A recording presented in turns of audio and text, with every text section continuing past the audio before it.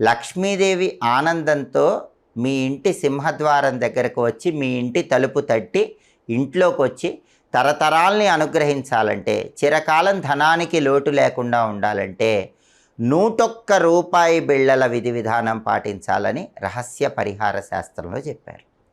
ఈ 101 రూపాయి బిళ్ళల విధి విధానం ఏంటంటే, ఎప్పుడైనా శుక్రవారం రోజు మీ ఇంట్లో పూజా మందిరంలో లక్ష్మీదేవి చిత్రపటం ముందు ఒక రాగి పళ్ళెం కానీ ఇత్తడి పళ్ళెం కానీ పెద్దది ఉంచి దానిలో 101 రూపాయి బిళ్ళలు ఉంచండి.